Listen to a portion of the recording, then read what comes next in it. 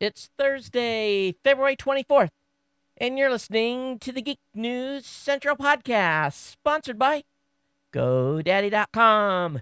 Geek News Central is a product from the Tech Podcast Network. We're making a great show for you, and it's absolutely gorgeous here in Honolulu tonight. The night jasmine is wafting into the window. It smells like perfume here in the office, so it's absolutely wonderful. Little late getting started, but I got a great show for you. So you know what comes next. Strap in. Here it comes. All right, people, I need a go, no-go for the Geek News Central podcast. Digital archive recorders. We're go fly. Microphone. We're go fly. Video feed. Go. Web browser. Go. RSS data stream aggregator. Go fly. Interflux Toddism suppressor. All right, I'm confused. Host readiness check. Welcome to the show. Welcome to the show. The Geek News Central podcast is a proud member of the Tech Podcast Network. If it's tech, it's here. All right, ladies and gentlemen, we are ready to go. Cue Todd in 5, Button, who's got the button? 4, There's no cause for alarm. 3, Everybody hold on to something. 2, Just press the button. 1. Showtime. Aloha and welcome to the Geek News Central podcast, coming to you as live as it can be from the beautiful state of Hawaii via the Geek News Central studio overlooking Greater Oahu. Hey everyone, welcome to the show. My name is Todd Cochran. Of course, I'm going to encourage you to get over to geeknewscentral.com. Check out all the great content over there. Of course, check out our archive podcast available via the podcast link. And most importantly, if you are looking to subscribe to the show, you're going to find an orange box in the second column of the website. There's the RSS feed for the blog, for the audio feed, for the video feed, for the special media events, for the Saturday morning tech show. Get subscribed to all the shows. That way you'll never miss a single episode of anything that I produce here. And it'll be automatically synced to your either your iPhone or your Zune or whatever device you're using. And that way you won't miss a show. So how's everybody doing? Welcome to the show. A little late getting started tonight. My wife called me this afternoon. She said, "Can you come pick up the kids? I'm going to be late getting done what I need to get done." And so I ran into town, and while we were there, we grabbed dinner. I had a little Greek food for dinner, which was nice. And then we got on the expressway and sat in traffic. And meanwhile, the clock tick-tock, tick-tock, tick-tock. And so, yeah, we're running a little late, but it's okay. Hey, lots going on. Really, it is. But I want to give a warm welcome to the Ohana, all of you that are longtime subscribers of the show. Thanks for being part of the family. Of course, thanks for staying subscribed and telling your friends about the show.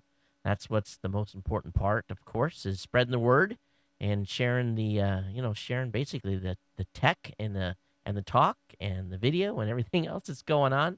And another thing that you can do if you're new to the show, sign in to that newsletter. The newsletter will get you all the show notes delivered right into your inbox immediately following the show.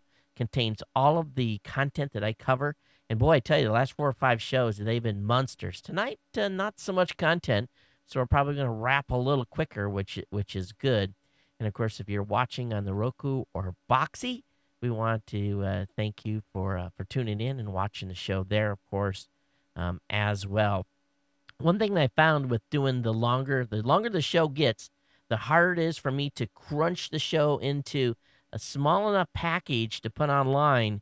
And when I'm crunching a little extra hard, the video isn't as good. So it's to my advantage to keep the show on time and get you guys out of here on schedule. But if you've got comments on the show, geeknews@gmail.com, geeknews@gmail.com is the place to leave your comments and send me links, things that you find that's cool. Of course, if you want to call the action hotline or 24-hour voicemail, you can do that, 619-342-7365. I know we've got a UK viewer on Ustream right now for you over there in the UK. Of course, calling the United States is +1. Of course, most anywhere in the world is +1, 619-342-7365. Well, what's going on? I tell you, it's been a busy week. I've been beta testing PowerPress 2.0. Angela and I basically did a real closed beta with the team at Raw Voice. I think tomorrow morning he's going to cut the beta loose for just a few days to the rest of those that want to give it a try. We've got a few tricks up our sleeves. We're going to be releasing the beta with a couple of, how should I say it, secret features that are not going to be revealed until we officially release it early next week. And I'm pretty excited. I think you guys are going to find what we release very cool. There's going to be a group of podcasters that are using a different plugin that are really, if this doesn't dangle the carrot for them to make the jump, nothing will.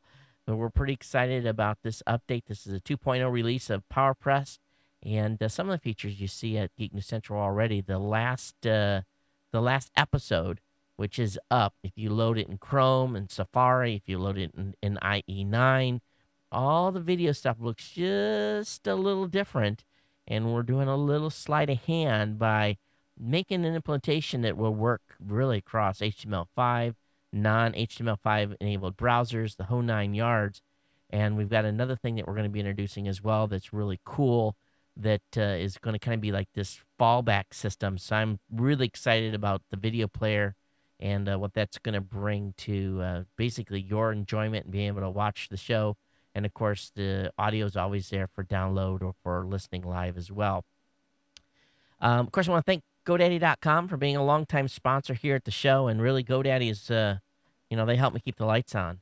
And if you get over to GoDaddy and pick up a product, whether it be a domain name, a dedicated server, virtual dedicated server, shared hosting account, whatever it may be, GoDaddy's got some great products and services, and I've got some great codes. You can use that CES25 code if you're a brand new customer to get 25% off your first order. If you're not a new customer and you already have a GoDaddy account, never fear. You can go over to geeknewscentral.com/GoDaddy, and you'll be able to pick up any products you want. And nearly everything that you buy, I have a code for. And that Geek199, you get .coms for $1.99 as a new customer. Geek5 will save you 15%. Todd will save you 20%. Todd will save you 10%. Todd 20 will save you 20% on a 1-year shared hosting account. ComSale and ComSale 2 will get you .coms and .com renewals. Geek will get you $5 off. Central will get you $10 off on orders $50 or more. Aloha will get you $20 off any order $75 or more. Of course, we've even got codes for SSL certificates. So there's a code for everything and every price point. So consider us when you get over to GoDaddy.com and use that promo code. Save yourself a lot of money. Listeners have racked up tens and hundreds. I believe at this point it's probably hundreds. They don't tell me how much you spend, but I have a pretty good idea based on the spreadsheet we get every month how many new customers that this show has brought to that company, brought to GoDaddy. You're spending hundreds of thousands of dollars a month at GoDaddy and saving tens of thousands of dollars as well by using my promo codes. Well, thanks for being sponsored here. And, of course, move on here to another topic. Tonight, this afternoon, we sent out a newsletter to basically 8,000 content creators at Raw Voice between Blueberry.com, Tech Podcast, and all of our other networks. And we basically announced a minor change. And I had gotten some emails. Some people wanted me to kind of explain it. And I'm not going to spend a lot of time on it because we got to get into the tech. But basically what we said that in our newsletter was that at Raw Voice, we help podcasters in many ways with great tools such as PowerPress, our free stats, and also our premium statistics and hosting for content creators on, of course, a world-class CDN. We've also provided many of those podcasters opportunities to be discovered on Roku and Boxy. And the services have become very popular with shows and other networks. And that's the key thing. They're other networks. In light of this, we made some slight changes to some policies on our business model.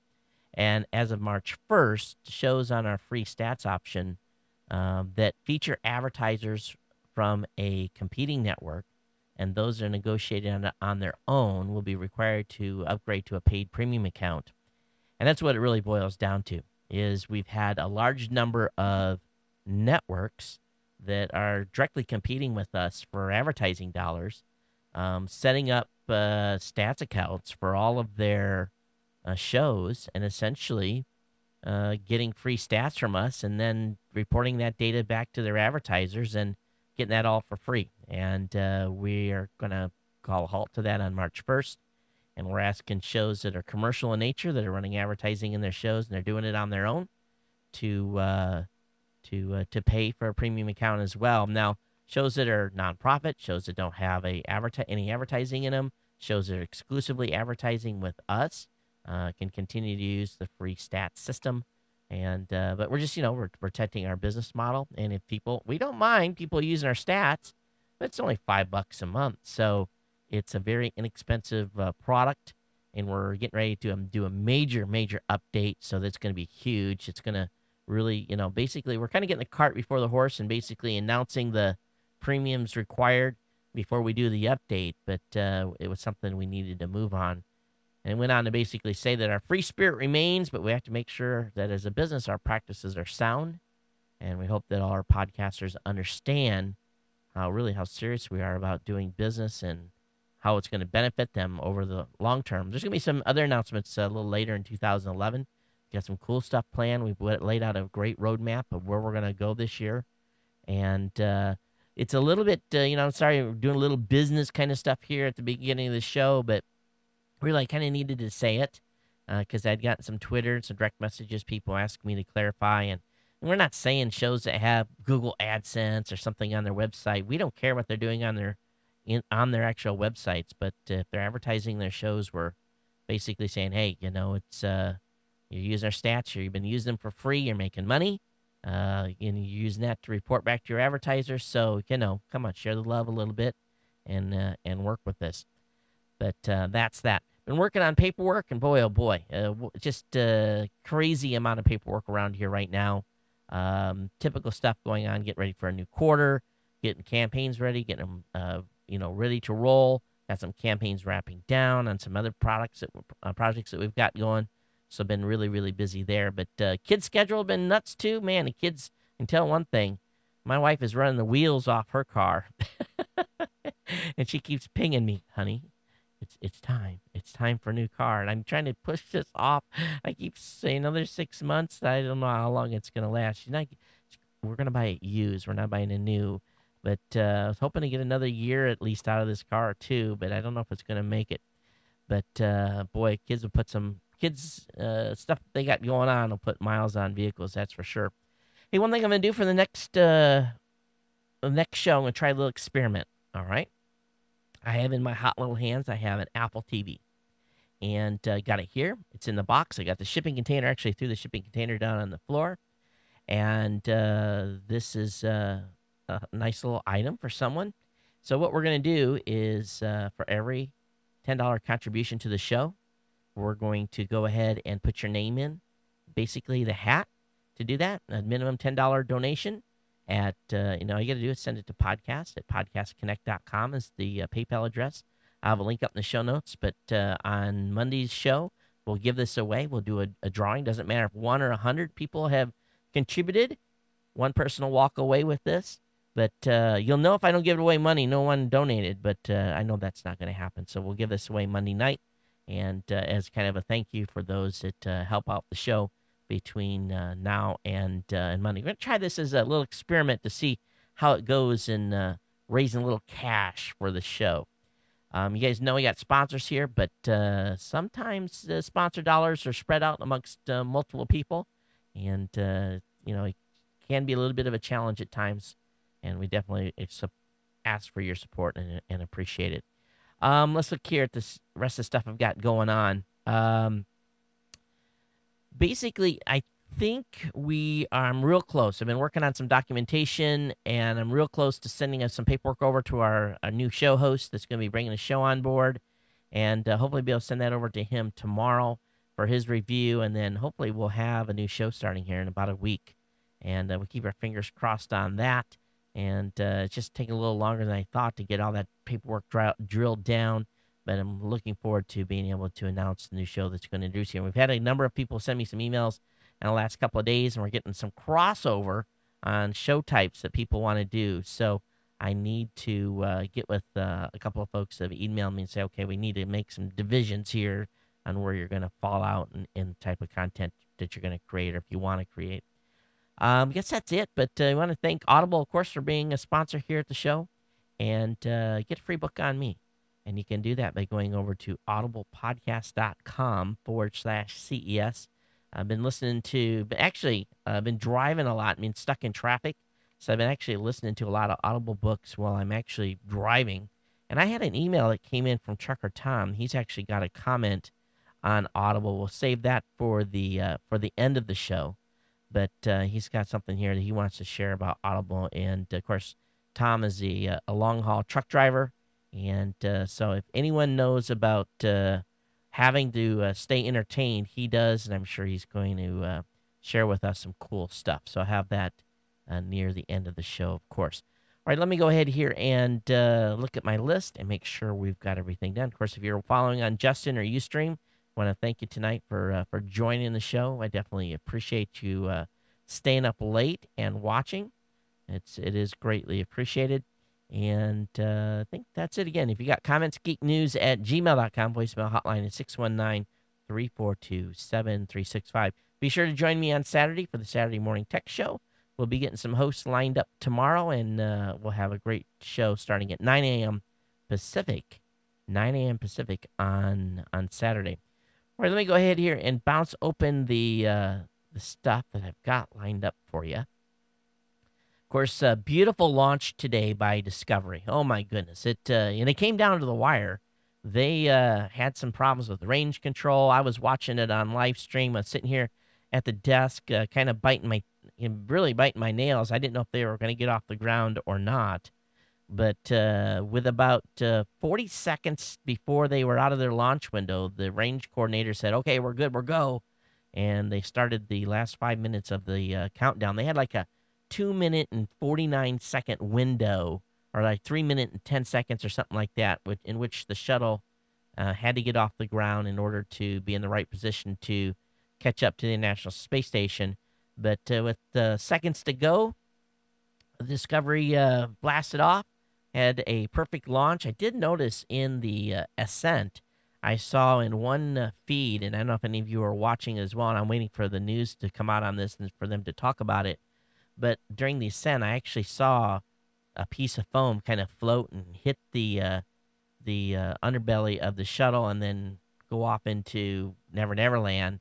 So I don't know if it was a piece of foam or ice, but it was really eerie because you had the space shuttle, and it had, of course, it was the solids were already gone, and of course at this point, I think the shuttle was doing, I think they were reporting like 11 or 12,000 miles per hour. So, the speed is, incredible. And when this piece came off, it just kind of like floated there, almost like you could tell there was so much serious momentum, and that they were high enough in the atmosphere that there wasn't a lot of drag, because it just kind of just bounced and then just off it went. And it was kind of, I said, I just couldn't believe it. I just, wow, didn't anyone see that?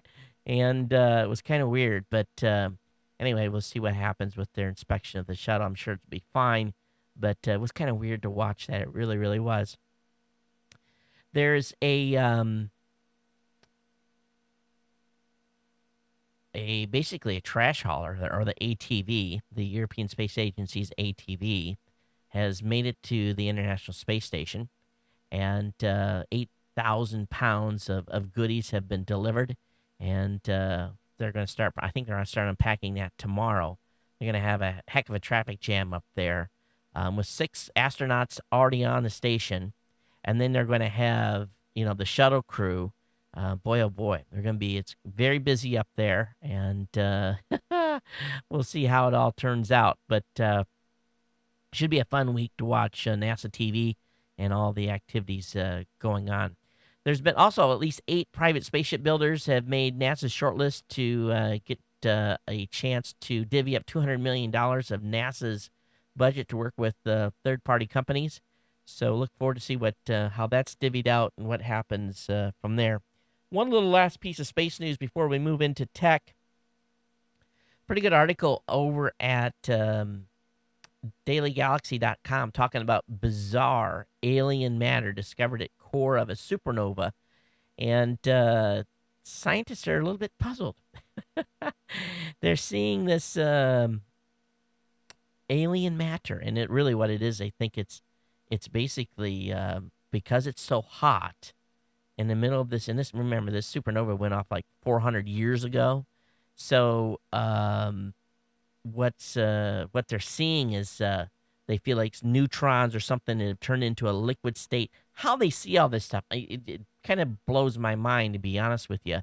But that's what they're saying. A pretty good write-up. I'll let you guys read through it.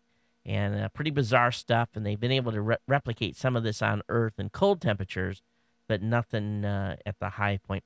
Hey, one last link before I bounce you guys into the regular tech stuff.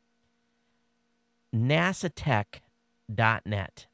If you haven't been over here, I saw this link tonight, and my mouth fell open when I saw this. This is a site you immediately have to go to, bookmark. Great pictures. I mean, it's awesome. They can talk about the processing, the launch. It's, everything. Pictures you've never seen before from NASA. And these are awesome.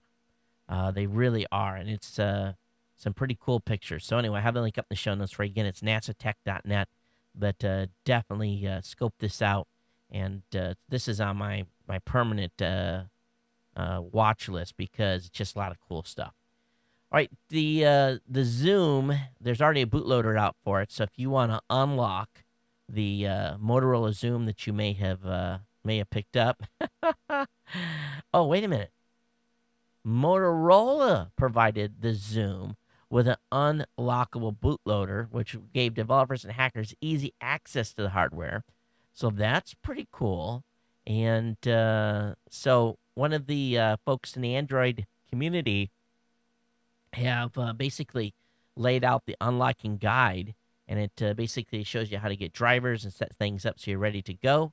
And really, this isn't, as they're saying, rooting the Zoom, but it's and I say Zoom, I'm saying XOOM, Zom. Am I saying it right? Because we're gonna get this confused with the actual Zune, ZUNE. So the Zoom, basically you can get in there and make some changes and customize and stuff. So pretty cool stuff, and I'll have that link up in the show notes. Lots of talk about hacking Android, and most of Android's open, so there isn't that much hacking that has to be done. But a lot of stuff today on AndroidCentral.com if you're an Android buff. If you have been wanting high-speed internet, South Korea, they've announced that every home in South Korea is going to be getting 1 gigabit per second broadband. This is crazy. Now, their wireless broadband is going to have at least 10 megs of service available. They're going to have HDTV that they're going to deliver over this high-speed connection that is going to be at least 16 times clearer than the current HDTV signals. So, this just is nuts. And what they're going to be able to provide households with. And they've already wired 1,500 households basically in the past year to do a test. And they're only paying $27 a month for this service, by the way. They're not paying hundreds of dollars. They're paying 30,000 won or $27 a month for their 1 gigabit per second Ethernet access. And here's the deal. You think about this rollout.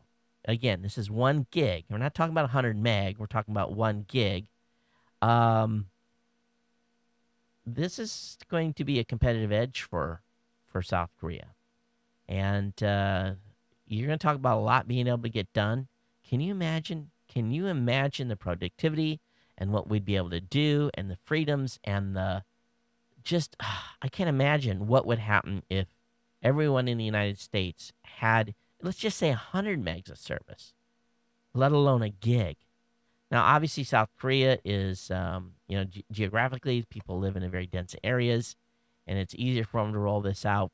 But still, think about it. If South Korea can do it, can roll out 1 gigabit service to their entire country by the end of 2012, that's just amazing. It really is. And I'm insanely jealous. I just, The local Oceanic Cable Company, which is Roadrunner here in Honolulu, they keep promising faster speeds in 2011. I call them about every week. I said, those faster speeds here yet? No, sir, we don't know what you're talking about. I'm like, you're running ads that says faster speeds coming in 2011. What does that mean? And they won't say nothing.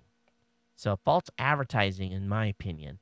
But I can't wait for more speed, and because we definitely don't have it here.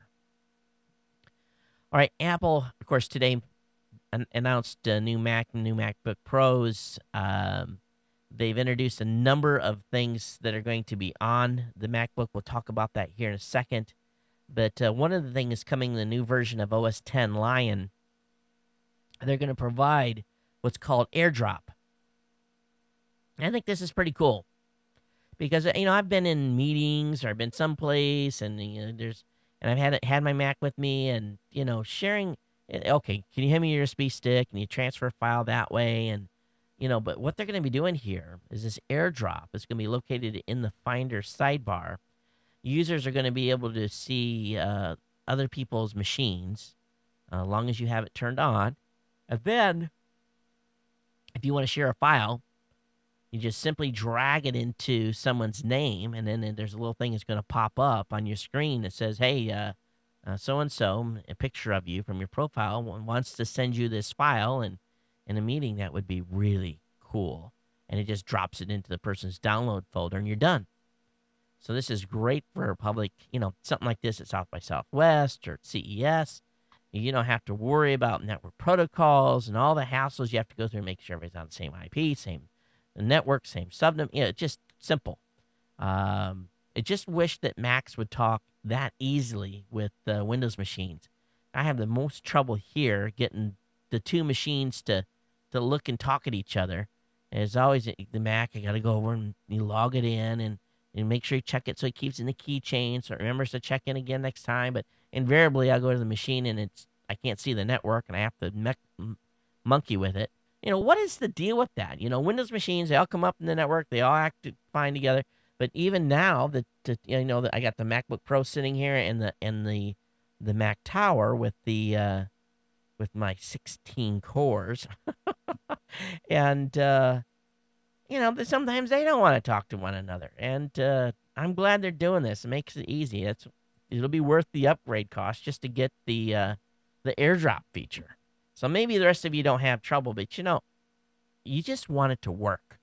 You want the machines to work with one another and be nice and play nice. It just doesn't seem to always be the case.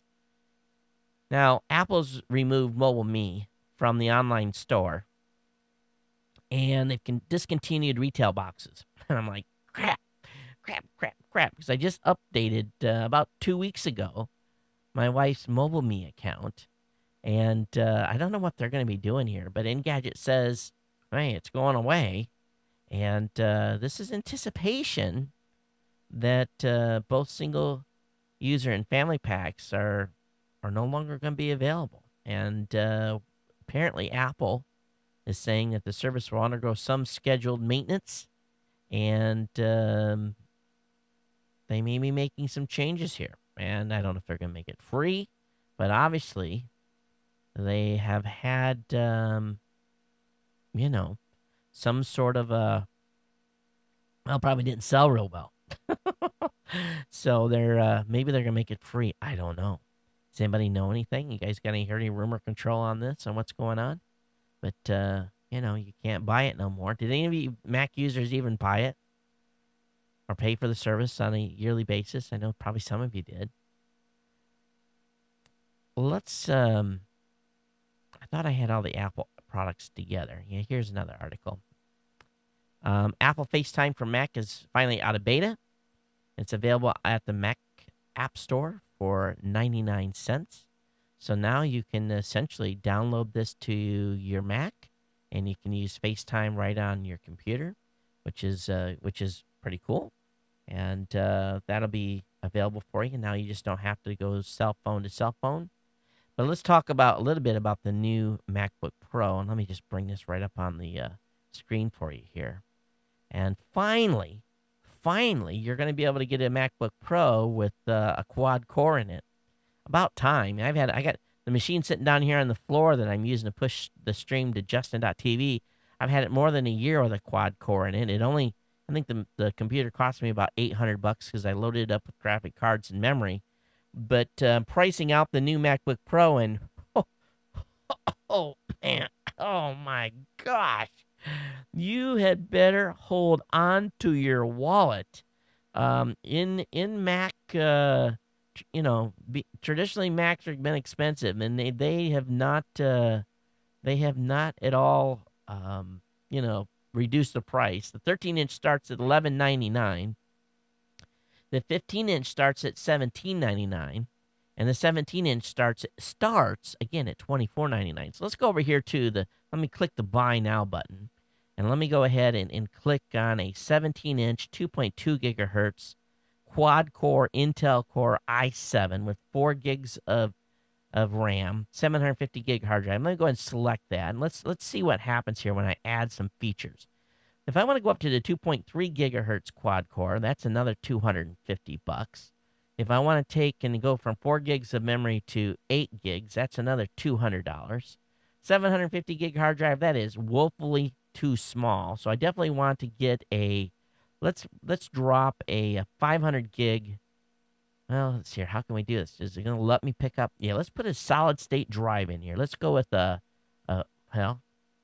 do I want a 5400 750 gig drive, or do I want a 500 gig serial ATA drive at 72? Well, I got the need for speed, so let's take a lower hard drive size. We can always use an external on that. That's another $200. I don't need I want the high resolution anti-glare screen. That's an extra $50. Let's see here. Do I want a backlit keyboard? Oh, that's all the same. So that's the same price. And how much does that come to? $29.99. I think I can buy about 4 Windows PCs for that price. 2.2 gigahertz quad core Intel Core i7, 4 gigs of RAM. Base model 750 gig hard drive, 5400 RPM. Intel HD graphics, AMD Radeon HD 675M with a 1 gig GDDR5. And built-in battery that will last 7 hours. Oh, and it can ship it to you in one to 2 days. $24.99 base price.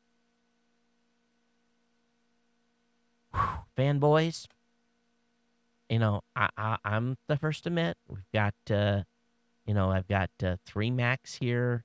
I got 2 MacBook Pros. I've got a MacBook, and I have the machine I do all the video processing with. Don't get me wrong, but I don't know if my son came up to me today and wanted me to buy him his own Mac, even the 13-inch at $11.99. Let's go. You want to go price some Windows machines? We can do that, and we all know what those cost. They don't cost that much.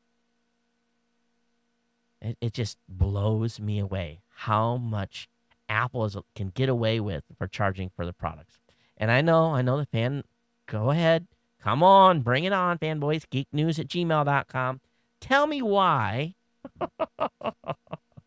Tell me why. $2,900 is an acceptable price for a 17-inch MacBook Pro, which you're probably going to want to replace in about 2 years. Wow. Holy cow. It's just insane. It really is. The Mac Pro starts at $24.99. Jeez. It's amazing. It really is. Okay, moving on. Oh, well, it's got Lightspeed in it. It's got Intel Lightspeed. We heard about that. Lacey's coming, and I don't, Lacey? I don't buy anything from Lacey. I don't like their drives. They got a bad reputation, but they're coming out with a Lightspeed drive, and it's going to be smoking. It's going to be fast. Don't get me wrong. That thing is going to cruise, and you're going to be able to transfer media back and forth and do all kinds of. It's hot. It's smoking. It really, really is. And tie that with an SSD drive, maybe from the folks over at OWC. And you definitely have some, throughput when you're transferring media files and so forth. But I'm waiting for the Final Cut Pro upgrade. They're saying that's coming, and that's a major rework.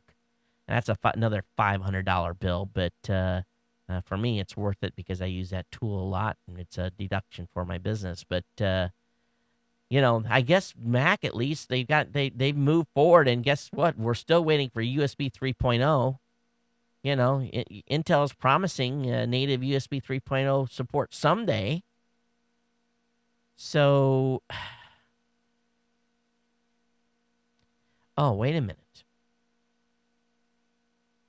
It isn't Lightspeed. I stand corrected.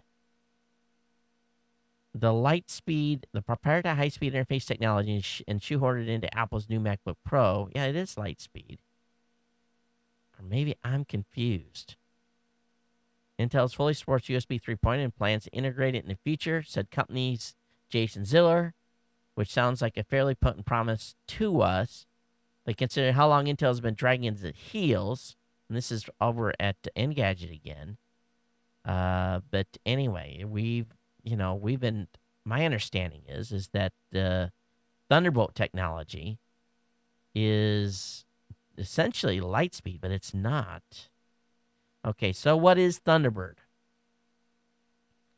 Now, apparently, what's going on is Thunderbolts is a brand new chip and a cord which allow devices to pipe 2 data streams simultaneously in both directions over a single cable up to 10 gigabits per second to start primarily using PCI Express X4 for data and display port for video. It says the Thunderbird controller chip is required for the system, but Intel says it's hardware agnostic and does not require an Intel processor or chipset to use. Acts as a miniature router of the sorts of rapidly switches between the two bidirectional channels. Okay, so this was not Lightspeed. So this is just a new, this is what they're calling Thunderbird. I am thoroughly confused because my understanding was that they were going to be, and is this USB 3.0? Is this really what that is? All right, as you can tell, I'm as confused as the rest of you are right now. And I will get to the bottom of this and get back to you. And we'll talk about this a little more. But someone in the chat says Thunderbolt is Lightpeak renamed. Okay, so I was on the right path, I guess. Okay, all right. Thank you very much. Let's move on here. If you are, any of you have girls and Girl Scouts? Well, Ohio Girl Scouts are accepting mobile payments for their cookies. Your Thin Mint craving starts now. You can basically, when you go and they see the Girl Scout selling cookies at the local Walmart, basically they've teamed up with Intuit to accept credit cards using the company's Go Payment app and a company card reader. So basically, you just scan it right there when they're selling them. So that's pretty cool. So it's actually not using your mobile phone, but they're using a mobile phone to do that. So that's pretty smart on their part. So you don't have to have cash. You just pay for your Girl Scout cookies with a credit card, and you can buy more because you won't feel so guilty until the bill comes later. So smart on the Girl Scouts for doing that in Ohio. Now, let's talk about a couple of articles over at Geek News Central. This morning I penned an article talking about really the Chinese. And I kind of did a spin on words here. It says, who to be worried about more, the Chinese or Anonymous? As a individual that has a number of servers, believe me, I have no fight with Anonymous because they have proved themselves to, they want in a server and they want to do damage, they are going to do it. I don't think there's very much to stop them at this point, which is kind of scary. But, it's been very evident that Anonymous is a group that really anyone running publicly accessible servers should avoid. We should probably stay away from them. Now, we know that Anonymous publicly embarrasses folks. We're going to talk about how they embarrassed the Westboro Church today. But as being reported on Bloomberg this morning, it appears that industrial espionage, and I'm going to say that with deep, dark tones, is alive and well. It's been revealed that Exxon, Royal Dutch Shell, British Petroleum have essentially been owned by the Chinese government hackers for about a year. Now, if you really think about this, what does the Chinese want from Exxon and Shell and British Petroleum? Well, let me think. They do exploration. They have maps of where potential oil reserves are. Lots of millions of dollars into exploration stuff. Well, it appears that the Chinese have downloaded that, and they're going to use that for their own drilling rigs. And once again, the Chinese, if they can't build it on their own, they steal it or reverse engineer it. And as I say in this, maybe I'm a paranoid retired Navy guy, but I'm going to tell you, if these companies and our government and everyone else cannot get their beep together and get their servers secure and protect this valuable data worth trillions and trillions of dollars, we're going to be screwed. Think about it. Here you got multinational companies who have some of the most sensitive data. I don't own any stock in any of these companies. And we're all probably, many of us are not fans of the oil companies, okay?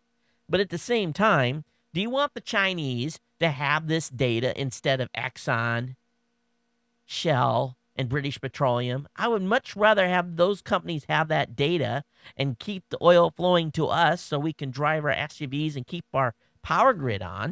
At least here in Hawaii, we don't have no coal here.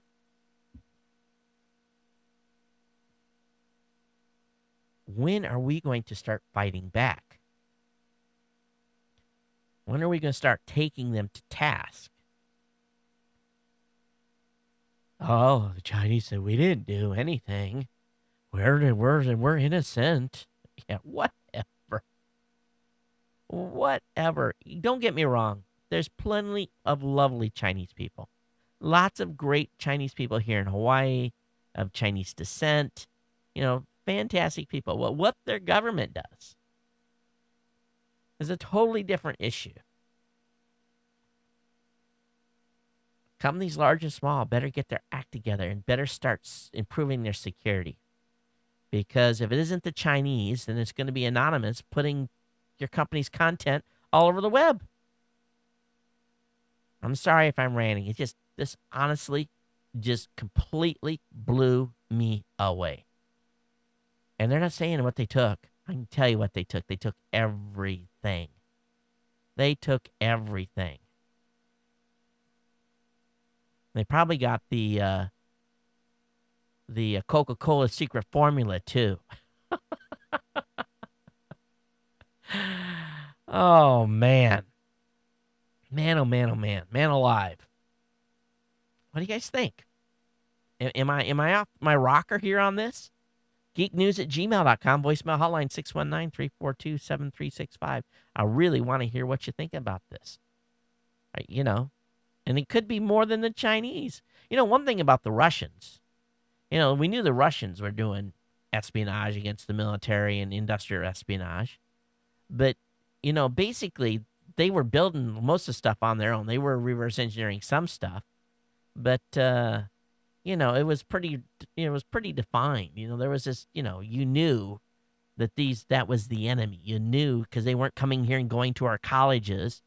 The Chinese are getting educated in American universities, which is their right to do so, and then going back to China and then hacking our computers and reverse engineering our technology and eating our lunch. So maybe I'm wrong. Maybe I'm off my rocker and I'm a conspiracy theorist, but this has got to stop. All right, let's go to a different topic. KL wrote a great article on basically ebooks and audiobooks. And yes, you can get audiobooks and ebooks from your library. And you can get movies from your library too. If you haven't been to your local public library lately, I suggest you do so. And she's got some suggestions here on what happened when she went to hers. She was pretty blown away by what they found. So we're in our Hawaii Public Libraries every week. My kids bring bags of books home to read. Hey, Michael Dell, one of our writers at Geek News Central, is using a CR48, and he's in day 3. So he wrote a good post today about what he's learned about trying to record a podcast on a CR48. I think you guys enjoy the write-up. It hasn't went so well. He's finding a lot of limitations with it as well. All right, how many of you have ever shared an apartment with someone? How have many of you argued when you've shared that apartment about rent? Well, there's a great site called splittherent.org, and it's a rent calculator. You put in the total rent amount, how many bedrooms there is, how big the first bedroom is square foot wise, how big the second bedroom is. You go through a bunch of stuff, and it gives you the exact total on what each occupant is supposed to pay for rent based upon how much space they take up. Very, very smart. This is pretty easy. Splittherent.org. And great way to solve a, how should I say it, little argument. Because everyone wants the biggest bedroom, right? But the person's got the biggest bedroom, should it pay a little more in rent? Traditionally, that's the way it works. But I have a link up in the show notes for you. If you're a Linux user, top 5 free Linux music creation tools for the artists on the budget. Linux Multimedia Studio looks pretty nice. Rose Garden is another one. Jack Beat, Jack Audio Connection, Muse. So of course Audacity as well. I've used Audacity for years, but it has a tendency to fail me from time to time. The show is being recorded tonight, of course, on Adobe Audition on a Windows machine. And so anyway, I've got 5 free Linux music creation tools I'll link to for you to check out. I think the article I found most fascinating today when I was going through and getting ready for the show was an article over on makingwindowseasy.com. And Google, boy, oh boy. Google today announced Cloud Connect for Microsoft Office. And, I've used Google Docs a lot. We have a lot of docs up in Google Docs.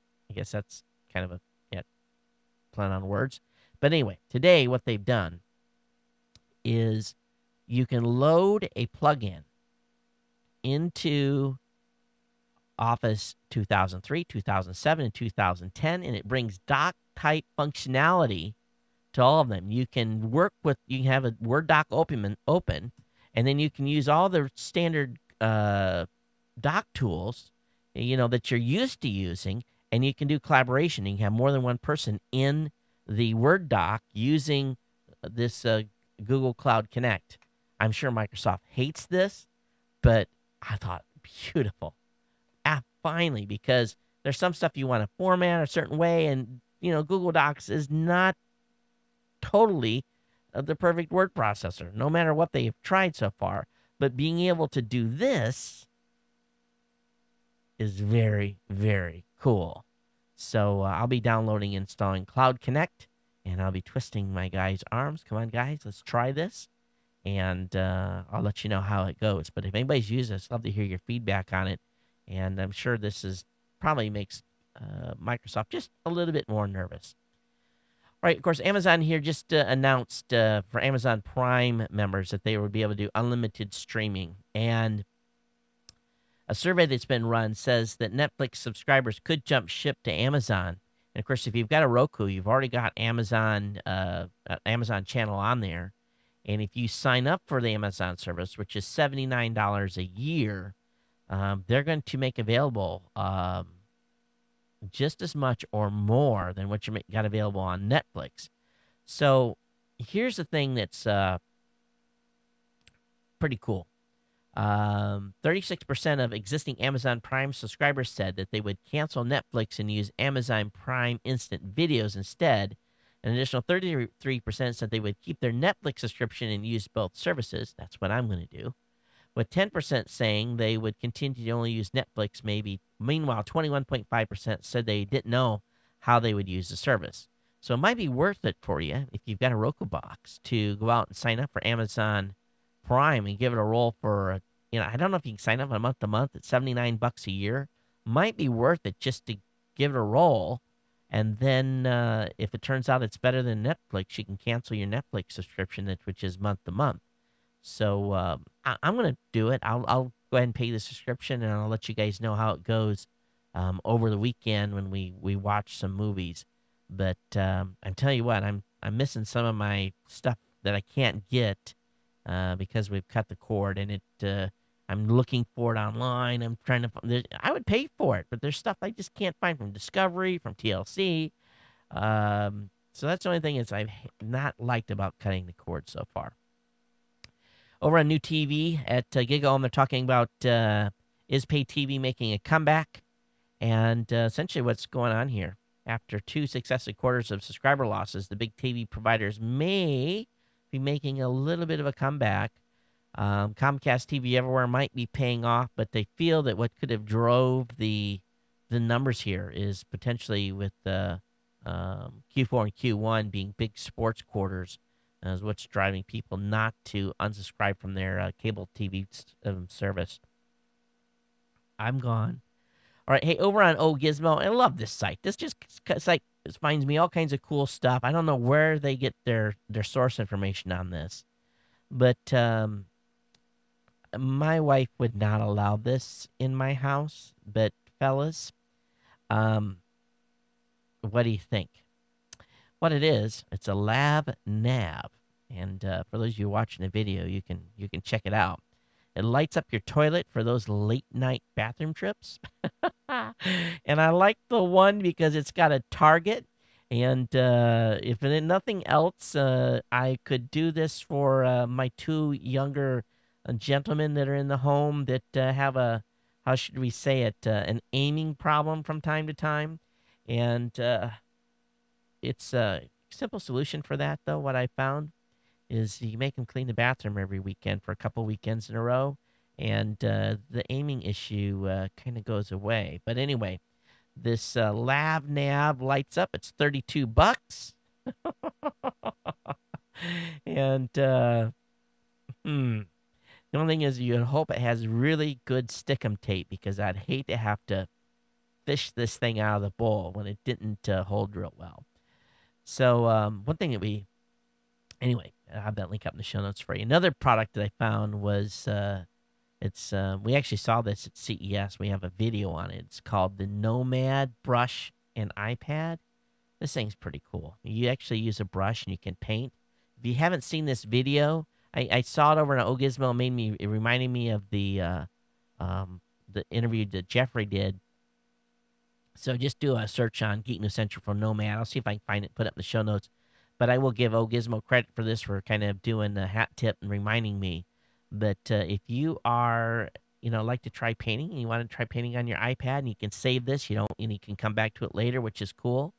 Check out the demo on this. It's really, really cool. It really is.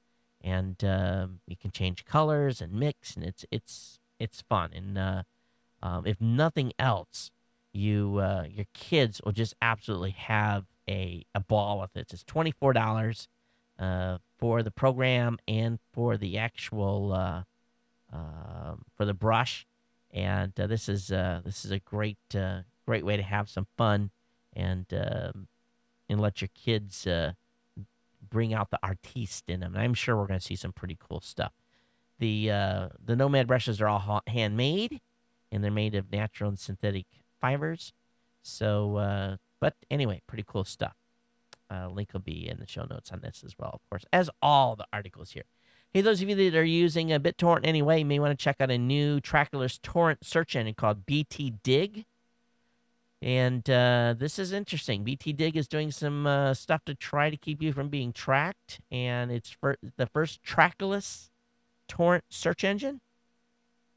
So I'll let you guys check that out, and it's over at btdig.org is the website. And if you're using uTorrent and you're using left the default settings on uTorrent, basically this interacts with the uTorrent real well, and basically trying to keep you as anonymous as possible. So I'll have that up for you to check out. Now, you have to admit that if you're going to go try out for the NFL, you better be in shape, because when they take them to camp, they're not. It's not a pretty thing. They work them pretty hard. So guys that are going to camp, or they're an NFL prospect, they're going to want to be in good a shape as possible. But what they're doing this year is they're bringing in a new shirt that they're going to make them wear, and it's going to collect data on them during their workout. And so what it's going to do, it's going to measure a whole bunch of stuff. It's going to measure their speed. It's going to measure heart rate, respiration, temperature, all kinds of stuff. This thing is amazing. All the different things that it can track. You know, when someone does like a lateral move, it's going to be able to tell how much lateral force was applied, and they're going to come up with all these performance parameters that's going to really give them some insight into these athletes. And it's going to be very, very deep, and they're going to be able to get a lot of inside information on these guys' health and everything else. So this is pretty cool. And they had some college students trying this out, and there was coaches were pretty impressed with what it was able to produce. But we'll see. We'll see what happens with this. And I could see this going into a lot more different utilizations as well. I could see boxers. I could see runners using it. You name it. Collecting data on your workout. Pretty cool stuff. And, at some point, I'm sure those of you that are hardcore workout folks will want to have one of these anyway to test your performance. Hey, this is a little bit of I kind of call this kind of like one of these articles that suck you in to look at it, and I don't know how much value it is, but it just does bring home one thing. If you are in an area where your mobile service isn't as good as it should be, you may want to be real careful about canceling your landline. Recently, Verizon dropped over 10,000 911 calls because of a blizzard in Maryland. And one lady almost died in her home, but they couldn't get calls out. And these were a lot of people that had already cut their landlines. So be aware of that. And, of course, this was an extreme situation with really bad weather. So, you can't blame Verizon too much on this because everyone was having issues. But this is something that happened. Matter of fact, my mom right now, they had an ice storm where she lives. And last I talked to her, her generator's keeping the power on for her house and cooler. And they may not get power back until Saturday. But she's the envy of the neighborhood with electricity on. Hey, Robert Scoble's done a good review of the Motorola Zoom. So I have this up link in the show notes for you to check out. So if you want to do that, you can. Google has implemented some new algorithms, and they're going to be removing what they're kind of calling sites that are doing nothing but stealing content from other people. These are basically data farms. And they say it's going to affect about 2% of search queries. And on those search queries, there'll be a change in them of about 12%. So in other words, there's going to be some missing links. So this is something that they've implemented here today. And they announced, the folks over at searchengineland.com are going crazy about it. But basically they're saying that Google is foreclosing on content farms with what they're calling the Farmer Algorithm Update. So I have both these linked up in the show notes for you to check out. Basically, Google's announcement and then the industry's response to the change. All right, let's talk about getting pwned. Westboro Church said, hey, we got threatened by Anonymous, and Anonymous said, no, we didn't. Anonymous went on a radio interview today with the folks from the Westboro Baptist Church. And in the middle of the live radio show, Anonymous hacked their website. So there's a YouTube video on this, and I'll be honest with you, I listened to like the first 2 or 3 minutes, and I wanted to puke. I really did. It just didn't entice me at all. So if you go to about the 8-minute mark on this YouTube video, you'll see she gets a little bit upset when he announces, hey, why don't you check your website? We've defaced it. And at this point, all Westboro Baptist Church servers are offline, supposedly for security updates. But, they got the attention they wanted, and they got took down. So, you just don't, you don't play with matches, folks. You really don't, unless you want to get burned. That's for sure. All right, over on the Craigslist blog, and I'll be honest with you, Craigslist, you guys, come on, you can do a little bit better job. Look, you guys, on the video, look at their blog. Is it just about as plain Jane as it comes? Well, the folks over at Craigslist are taking, very strong words against sites scraping site called Oodle, who paid a group called AIM to falsely portray Craigslist as fraught with criminal activity. The AIM group documented 330 crimes that it says occurred in connection with a Craigslist listing in the United States over a 12-month period.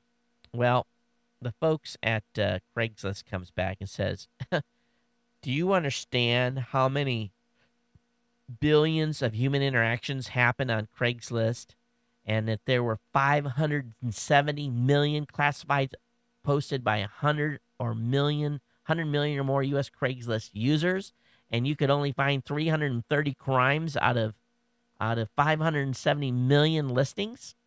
And some folks came back to Craigslist defense and basically said, hey, you've got a lower crime rate than most cities do, specifically Oakland, which Oakland has a pretty high crime rate.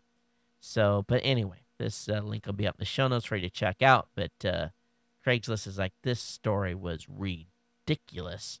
And anyway, I don't know if there's going to be a lawsuit involved, but we'll see. National security is driving helium-3 shortage. We talked about this last year, but apparently it's getting worse. As you know, helium-3 is largely used in devices that are used to detect nuclear material. And since 9/11, there's been a huge run on helium-3. Helium-3 is a non-toxic gas with a high diffusion coefficient. And again, it's been primarily used in lung imaging studies. It's used in MRI machines and so forth, but they're running short of this stuff because everyone wants to have a detector that can detect nuclear material. The Department of Energy didn't think they would ever run out. Helium-3 is a byproduct of nuclear weapons work, and I don't know exactly the process. Anyway, it's a big scientific thing. So they're trying to find alternatives to helium-3, and they're not having a lot of luck, but helium-3 has become very, very expensive, and they are looking at locations where they can maybe harvest more. The moon has an abundance of helium-3, so maybe it won't be the gold rush. Maybe helium-3 for a gold rush. But anyway, you guys can check that out. I found this more interesting is the article that's another article on Bloomberg today was talking. Of course, we talked about the Chinese and their hacking ability, right? Well, Huawei, that's Huawei, Huawei, says it's no threat to U.S. security and invites probe. Huawei Technologies said its perception that the Chinese phone network equipment maker threatens U.S. national security are unfounded and invited the government to probe the company about any concern it may have. Over the past 10 years, we've been buying up things in the United States. We've encountered a number of misperceptions that hold about Huawei. He says, we sincerely hope that the United States government will carry out a formal investigation on any concerns it may have. We're already putting Chinese stuff in our homes. We're using phones that are made in China. All of a sudden now they're all worried about this company? They are already, if they want to do damage and put sleeper type of chips and subroutines into products, they've already done it. The cat's already out of the bag, folks. But the government denied them the ability to buy a couple of patents that were surrounding some stuff that the U.S. Commerce Department thought would give the Chinese government some unfair advantage. So that was denied. I didn't know if they could actually do that, but they did. Microsoft has fixed a hole in its antivirus engine. So if you have been using that, make sure you get an update for it as well. And I think probably the coolest article of the day is Australia is confirming that internet service providers are not copyright cops. The Federal Court of Australia has dismissed a case from the movie industry, which argue that ISPs must take action against file swappers based on allegations of infringement from copyright holders. The case against ISP iiNet was an appeal of the original judgment in the matter, which also went against right holders. Now, they did kind of leave an opening for the movie industry and how to address some of these issues. So it didn't completely take the internet service providers out of the loop. But if they want people shut down, they're going to have to pay them to do it. And they're going to have to provide very specific information to the internet service providers. So Australia, we applaud a great decision in the copyright violation space. We'll see what happens from there. All right, we talked about that national broadband map here recently. Well, there's a place in there where you can put in an address. And I went ahead and put my address in, and I'm not going to show, well, it's not public where I live. But the search results for providers in my area shows that I can use Hawaiian Telecom at 10 to 25 megs per second and Time Warner at 10 to 25 megs per second. And then available is Clear, Sprint, AT&T, and Verizon. Most common speed is 10 meg to 25 megs. Time Warner, I think we get 10 megs down. Hawaiian Telecom, no. I only get 3. But anyway, if you want to find out about what's available in your area, the National Broadband Map has a place to put in your address, and you can find providers in your area and find out what's available speed-wise. And I'll show you what your neighboring community has as well, and a rank within your community. So if I rank my community here, and if I look at speed and I generate the list, what does it tell me? Where am I at in the list? I'm 31st out of 54 listings. So we're not the slowest, but we're definitely not the fastest either.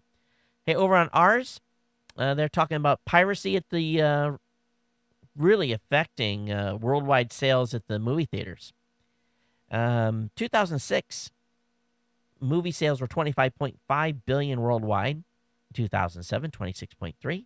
2008, 27.7 billion. 2009, 29.4 billion. And lo and behold, 2010 was a record year, up 8% in total box office revenue, 31.8 billion. So it looks like people that are out there stealing movies are having a very significant effect on the bottom line of movie theaters worldwide. Yeah. All right. This should not come as a shocker to you in the last article of the night. More than half of the money paid into the high-cost Universal Service Fund is not going to provide universal service. The Universal Service Fund is obviously just this big cash cow for the providers. In the latest auditing, 59 cents of every dollar that goes to the big telcos from the Universal Service Fund does not go towards universal service. Instead, the telcos just take that money and do other stuff with it. So 59% of every dollar you send in the Universal Service Fund, it's not going towards universal service. The telcos are just using it as they please. And I don't know how you feel about that, but that's ridiculous. Okay, let me go ahead here and let's play the 2 audio comments I have, and that's going to take us out towards the end of the show. I do believe I have a couple of emails as well. Let me go ahead and turn the volume up on this. Hang on. And let me go ahead and play the first comment here. Hey Todd, Tom Wiles here, a.k.a. Trucker Tom. Been listening to you talk about your experiences with Audible in recent months. I've been an Audible subscriber, I guess, for about the better part of a year, and I've been thoroughly enjoying it. I'm on the 1 book or 1 credit per month plan. The recommendation I want to make today is Atlas Shrugged. Got the unabridged version. Got that, I don't know, it was a few months back, and thoroughly enjoyed it. Atlas Shrugged, I'd heard about it all my life. Never did get around to reading it. I guess it's a 1,100-page book, and I just don't have time for much reading. And so it's much easier to be able to listen to. Obviously, I got a lot of listening time while I'm driving my truck. And so I thoroughly enjoyed that. And the reason that I want to bring that up, besides the fact it's a great book just to listen to, is the fact that there's an Atlas Shrugged movie that is coming out on April the 15th. Atlas Shrugged Part 1. You can go to atlasshruggedpart1.com, and they've got a movie trailer and actually a clip from the upcoming movie. It's going to be broken down into 3 parts. The movie is, and so I'm really excited about it because now that I'm familiar with the Atlas Shrugged story, the novel, it's going to be fascinating to kind of see how they render that into a movie, the 3-part movie. And Atlas Shrugged is very prescient for what's going on in the world today, in the United States and the world. So that's my recommendation, Atlas Shrugged. Keep up the great work. We'll catch you later. Hey, Tom, thanks for that. And as you were commenting, I'm back here looking at the mixer board because that wasn't making it to the computer. It was going out over the stream, so there's a button push somewhere that needs to be repushed. But thanks for your recommendation on Audible. And, of course, again, if you want to get a free trial, you go to audiblepodcast.com/CES to get that 14-day free trial. And I've got one more voicemail here as well. And let's go ahead and play that now. And Tom, thanks so much. And how long did it take you to get through 1,100 pages via Audible? How long was that? How many hours of listening? I'm real kind of curious to get an idea. But anyway, here we go on the next audio comment. Hey, Todd, this is Richard from Columbus, Georgia. Hey, Richard. Calling in regard to show 649 about Apple and their 30%. Yeah. First, a couple of comments. I think it's kind of funny that Readability is complaining about Apple taking a 30% cut when that's exactly what they're doing. They're taking a 30% cut. Maybe the people that they're taking the 30% needs to go back to them and say, don't take 30%, take less from us. You know, I think that's kind of funny. They're doing that. You mentioned the same thing. You're doing the same thing with your people. You're taking the 30%. Apple's just taking their 30%. Nobody, and your other comment about them being like the mafia and extortion, nobody's requiring these companies to put applications on their devices. These companies, readability existed before the iPad. They can go back to doing it the way they were doing it before. Nobody is making them on the iPad. They just see that there's a lot of money to be made there, and they don't like that something's cutting into it now. You know, it's not the only game in town. If they don't like it, they can go play it. As Apple said, you can go play somewhere else if you don't like it. I'm not totally agreeing with everything Apple's doing, but I don't see it as extortion in any way. They're offering you a deal, you take it or you don't, just like the deal you offer to podcasters. They can take it or they go somewhere else. You know? Anyway, enjoy the show. Thanks. Hey, thanks for the comments. And, you know, I think the big difference here is that I work for my 30%. I work really, really hard. Now, I'm not saying that Apple hasn't worked for their 30%, but Apple doesn't build their apps, doesn't spend the thousands of dollars to build the app, go through the approval process and get it on. The companies are doing all that work, and really, Apple has a platform. And you know what? I think I understand, okay, take a few percentage points, but 30% I think is really greedy for really having nothing more but the phone.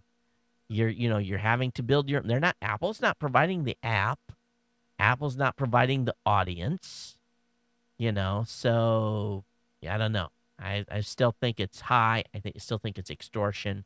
I really do.